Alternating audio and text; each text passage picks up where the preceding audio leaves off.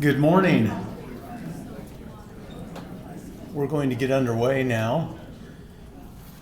Thank you for attending. My name is Marc Mortensen. I'm the Director of Operations for the City of St. George, and on behalf of Mayor Jimmy Hughes and the St. George City Council, I want to welcome you all to City Hall at Town Square. We are so thrilled as a city to be hosting the conference in this space, in this building at this time. I wanted to share just a couple of thoughts with you, and let me say that the mayor and city council are in Washington, D.C., lobbying in behalf of the city to try and get some funding for the expansion of our new airport and a new reservoir referred to as Graveyard Wash on the west side of town. I want to share with you a couple stories because the Brooks family, they have a very special place in my heart as I began working for the city in the late 1990s. When I was brand new here, I was in my mid-20s and working as a public information officer for the city of St. George. One of my first assignments when I began working here under Gary Esplin, our city manager at the time, he hired me. One of my first assignments, he said, I've got an odd assignment for you. I want you to go spend time with our former mayor, Carl Brooks, and I want you to learn everything you can possibly learn from Carl. He's an incredible storyteller. I think you'll enjoy your time with him. And so what would happen when I was brand new here, about once a week, I got to go over to Carl and Carla Brooks' home on North Main and learn from Carl about the history of the water of Washington County, what life was like in the early days, and of course I got to hear stories about his mother Juanita. And it was just, it's so impressionable for me. My tutelage of St. George came from Carl Brooks, and I'll forever be grateful for that. I don't know how many sessions we did, but I can tell you I always look forward to going and learning from Carl. It just meant so much to me. While you're here at the new City Hall, obviously this is a pretty historic location. And I just want to draw your attention to a couple of things while you're here. Maybe you can take advantage of them. In the northeast corner of the building, we have a Japanese Zen garden, and that was created to honor our 36-year relationship with the city of Ibigawa, Japan. And we built that in their honor. You may want to go just take a quick look at that. And then, of course, in front of the council chambers facing Main Street, there's a giant cholla cactus. That cactus was saved from the site of the new airport. Our Parks Division said, "Boy, that's a unique size for that cholla cactus. We need to save that." And so they went to great extent to save that cactus, replant it multiple times, and now we found a final resting place in the front of the council chambers. And then on the south side of the building, I'll relate to you a little story there as well, and forgive me if you've heard the story. I know many of you probably have heard it numerous times, and I hope to do it justice. But we have a Mediterranean garden, and in the middle of that Mediterranean garden is a sculpture that was recently completed by sculptor Jerry Anderson in the area. And Lyman Hafen on our website relates the story of the Sega lily. When we broke ground on this building, right where the atrium sits, right this large atrium today, Nagi Zanotti, who was at the time the commissioner of UDOT and helped us get some some state funding for this building, he related the story of the Sega lily of David and Wilhelmina Cannon. And he said, I hope there's some way the city can retell that story. We can memorialize it here at City Hall. So we were trying to figure out how we were going to do that. And lo and behold, a longtime resident native to the area Dr. Richard Whitehead, was busy at work from day one trying to figure out how we could do this. And he contacted Jerry. He started to contact potential donors, members of the Cannon family, to try and fund a sculpture, a bronze, that would memorialize that story, which honors the pioneer women of Washington County. And at our groundbreaking, or our ribbon cutting, just a few weeks ago on the 3rd of April, we were able to unveil that sculpture. And I want you to go take a look at it while you're here today. Go over and take a look and read the plaque there.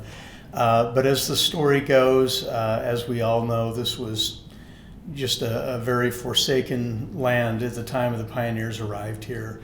Living conditions were extremely harsh.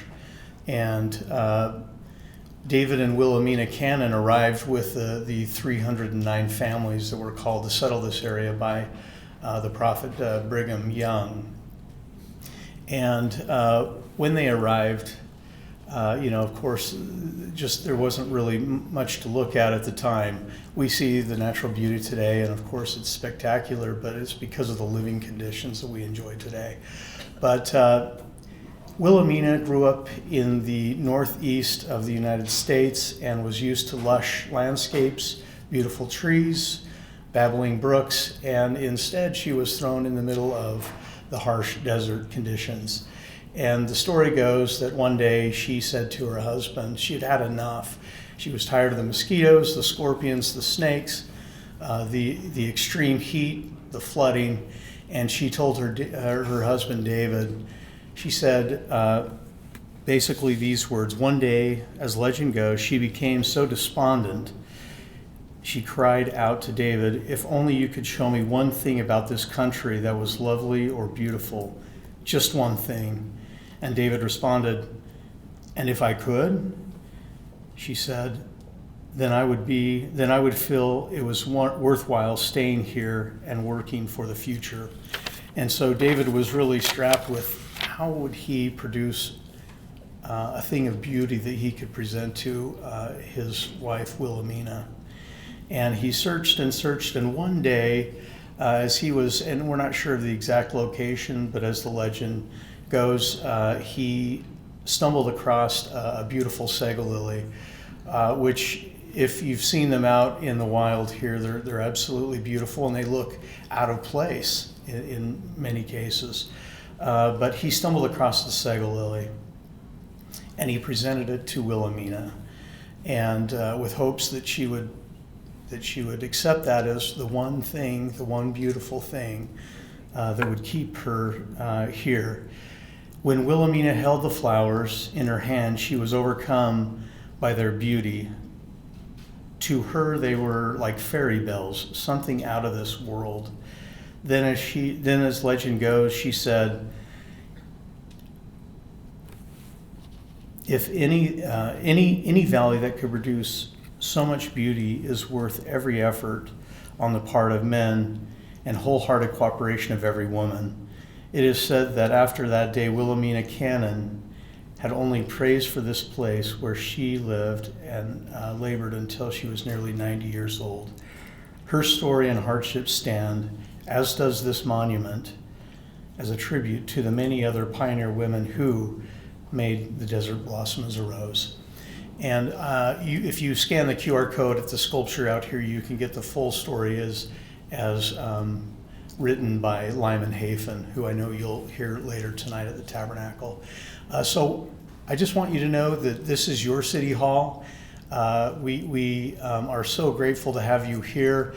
The city is grateful to be a partner with the Brooks family and the Church of Jesus Christ of Latter-day Saints to preserve Wilhelmina's home up on North Main. We're working diligently on that project to make that happen and to preserve her legacy. So a warm welcome to all of you. Thank you for being here, and we appreciate your attendance today.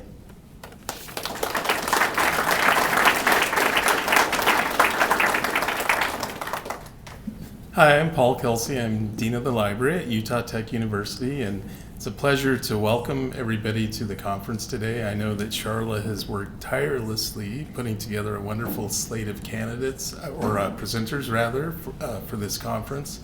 One of them is Trevor Cox. He's our special collections librarian, and so I look forward to hearing his presentation today. And of course, Juanita Brooks is such an important part of the legacy and the history at Utah Tech University, and we have a wonderful portrait of her up in the library, and so that's very special. And so it's just it's Utah Tech University is proud to help sponsor this event. The library's been involved in the lecture series for many years now, and so we're very excited, and I would like to welcome you all and to thank Sharla. So thank you very much.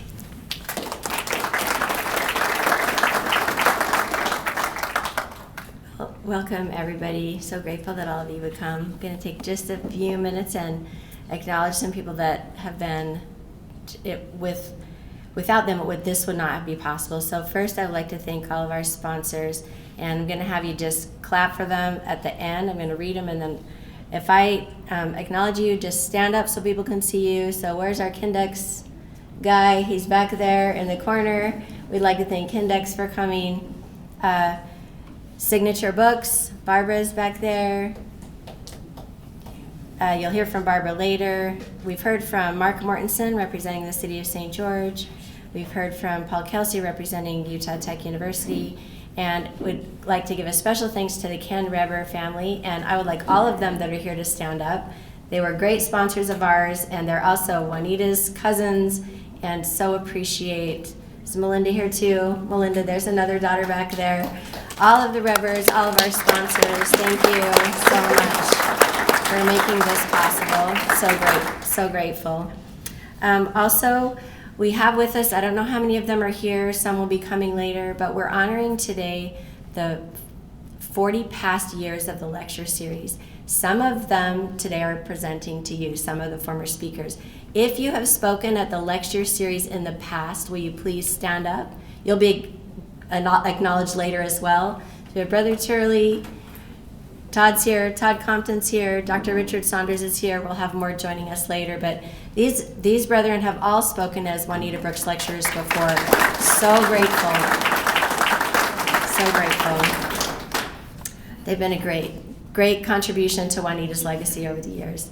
Also, while you're here, Juanita's part of there's a set of statues over just right behind the tabernacle. If you have a minute during lunch or another time to go and see that statue of Juanita, I would encourage you to do that. She sits right in the middle of town where I feel like she should be. So glad that she's there, and I'd encourage you to go take a little peek at her later today or sometime today.